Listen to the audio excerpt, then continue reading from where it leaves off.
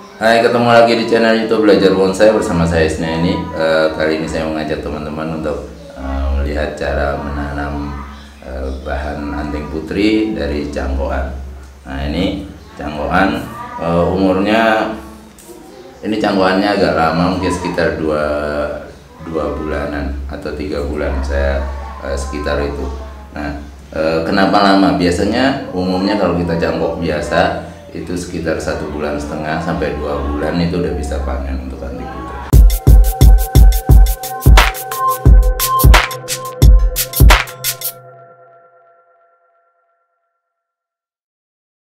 Tapi ini saya pakai cangkok susun, jadi yang banyak dalam satu batang itu, satu batang bisa sampai 10 cangkokan.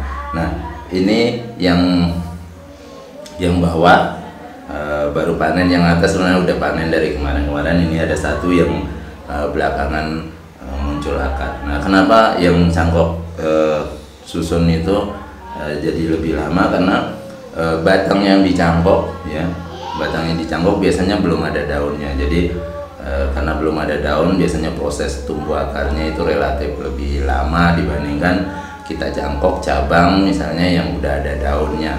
Jadi itu sebabnya kenapa jadi lebih lama. Jadi ini cabang udah tumbuh belakangan bareng dengan tumbuh akarnya. Nah, ini akarnya juga sebenarnya belum terlalu banyak, tapi saya untuk anting putri biasanya tumbuh masih putih-putih, akarnya udah berani saya panen karena relatif mudah tumbuh. Nah, untuk yang seperti ini ada bekas potongan, kemudian udah ada cabang 2 seperti ini. Biasanya ini saya rapikan dulu pakai kerkut atau pakai catok. Ini saya rapikan dulu, ya. Ya. Jadi dibikin model seperti lengkungan, ya, atau V seperti itu. Nah, saran saya untuk anting putri, ya, kalau nyangkok anting putri, saran saya nyangkok itu nggak usah panjang-panjang, ya. Langsung cangkok misalnya 1 mata tunas saja. Kalau ini kebetulan agak tinggi sebenarnya, ini ada mata tunas di bawah kemudian di atas.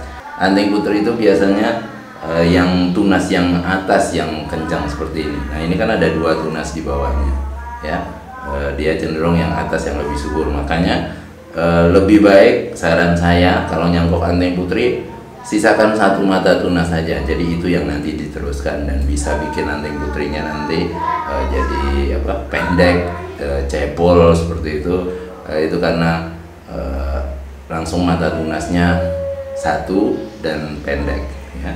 Jadi dari awal, makanya anting putri itu enak kalau dicangkok susun langsung ambil 1 mata tunas, ya. Karena biasanya yang tunas yang dominan itu yang atas, ya. Jadi langsung sisakan mata tunasnya yang diperlukan aja, langsung sekalian program jadi cabang nanti, ya. Ini langsung jadi cabang pertama, cabang kedua bisa.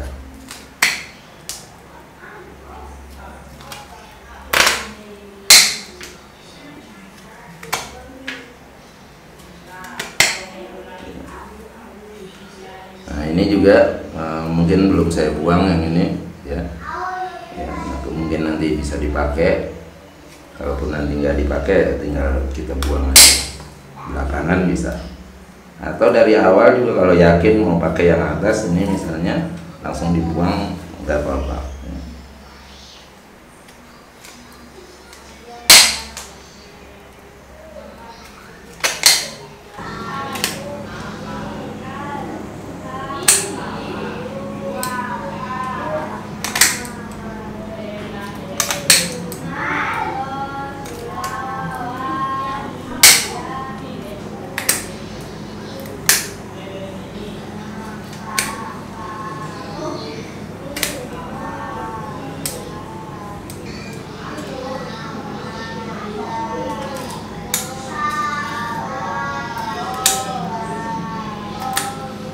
Ini buat lengkungan seperti ini. Jadi harapan kedepannya untuk cangkokan seperti ini. Nah, ini ada cabang di bawah tapi tetap dominan yang atas, ya. Ini nanti kalau bisa ngejar itu kemungkinan bisa saya pakai. Kalau ini nanti nggak dipakai berarti ini jadi cabang pertama, cabang kedua, kemudian untuk terusannya, ya. Ini Jadi bisa mulai dari 2 ini. Tapi kalau ini bisa dipakai, kalau misalnya ada 3 dan ini besar juga misalnya, itu bisa dipakai. Misalnya kalau ini mau dipakai, itu bisa ya. Nah caranya, karena untuk anting putri yang ini kan tunasnya cenderung sejajar. Nah nanti dia kali misalnya ini jadi cabang pertama, berarti nanamnya agak miring, misalnya miring seperti ini kan dia udah nggak sejajar, atau miring ke sini juga bisa ya. Tapi itu belakangan, untuk penanaman awal nggak perlu dipikirkan, tapi sudah bisa dibayangkan nanti akan dibuat seperti apa. Ini kalau dipakai yang ini. Tapi saya biasanya lihat untuk anting putri jarang sekali yang tunas seperti ini bisa ngejar yang di atasnya, jadi kemungkinan besar akan selalu kalah ya, selalu kalah. Jadi kemungkinannya nanti nggak dipakai, berarti akan saya pakai yang ini jadi cabang pertama, yang ini untuk terusannya nanti dan seterusnya ya. Tapi ini sementara saya biarkan dulu, cuman yang kecil ini mungkin saya buang.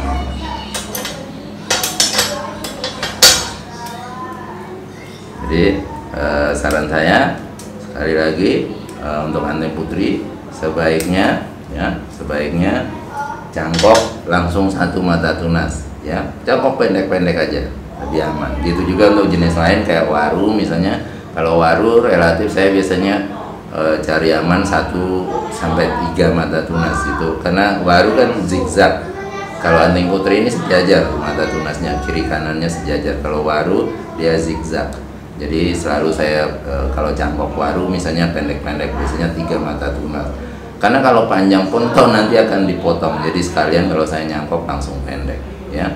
Nah ini selanjutnya kita tanam. Ini saya bongkar dulu ya.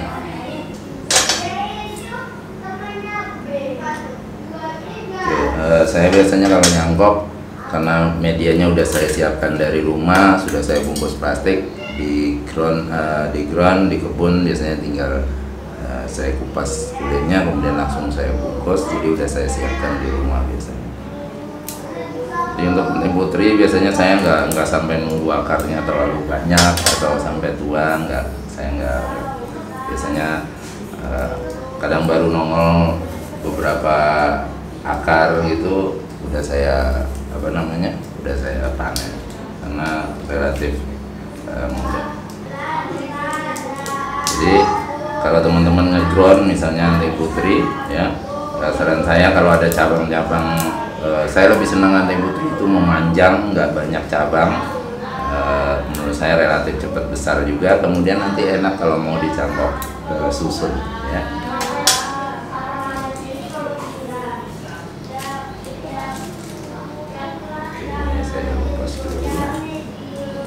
Jadi bekas potongan seperti ini biasanya untuk anting putri sebaiknya pakai salep kambium supaya dia nggak mengering ke bawah. Jadi untuk anting putri itu relatif kalau nggak dikasih salep biasanya mengeringnya agak jauh, tapi kalau udah dikasih salep biasanya langsung berhenti di sini. Untuk bekas lukanya dia langsung akan menutup di tempat yang sama. Jadi kalau nggak dikasih salep seperti ini ya, biasanya dia mengering ke bawah agak jauh. Nah itu kurang bagus, nggak sesuai dengan apa yang kita harapkan. Jadi saran saya untuk bekas potongan selalu pakai salep kambium. Nah, ini saya kasih salep di bekas potongannya ya. Jadi dioleskan secukupnya aja ya.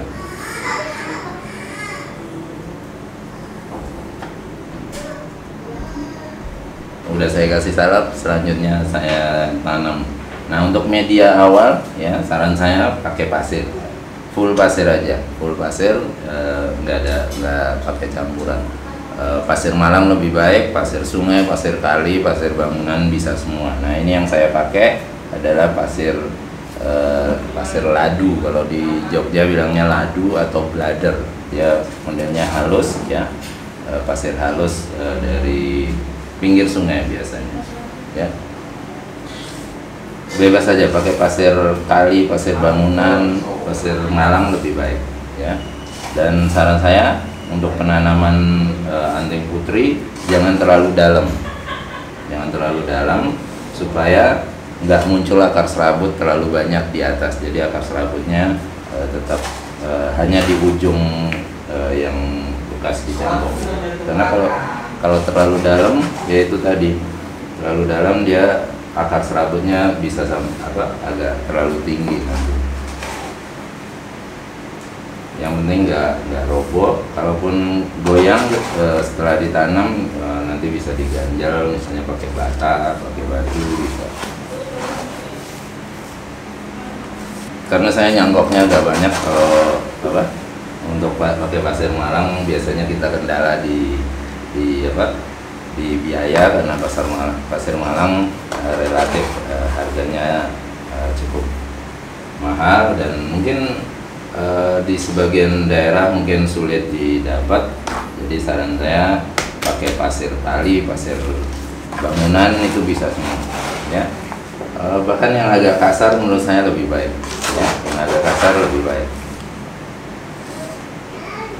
Nah, setelah kita tanam, kemudian nanti kita siram, dan biasanya saya untuk anting putri ya, kalau yang dari dongkelan misalnya, atau dari dari cangkokan, itu langsung saya jemur full matahari, nggak saya taruh di tempat teduh ya, langsung musim kemarau, musim hujan saya langsung langsung saya jemur di full matahari, ya kena hujan juga nggak masalah. Makanya perlu pakai pasir supaya dia tetap poros, airnya nggak menggenang, intinya itu ya, dan nggak sampai terlalu becek.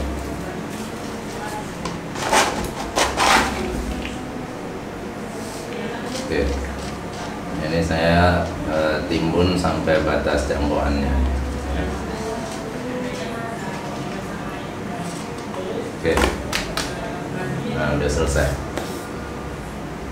Selanjutnya nanti saya siram, ya langsung saya jemur. Oke, itu tadi proses tanam cangkokan anting putri. Kalau teman-teman minat mau beli salapnya, bisa hubungi 0811 2504 031. Ada harga grosir, kalau beli banyak lebih murah. Kemudian kalau misalnya mau bareng teman-teman beli banyak, harganya lebih murah, ongkirnya lebih murah, dan bisa muat 4 botol kalau 1 kilo, jadi berempat misalnya bisa bareng-bareng, harganya lebih murah, ongkirnya juga lebih murah. Oke, terima kasih, semoga bermanfaat dan sampai ketemu di video selanjutnya.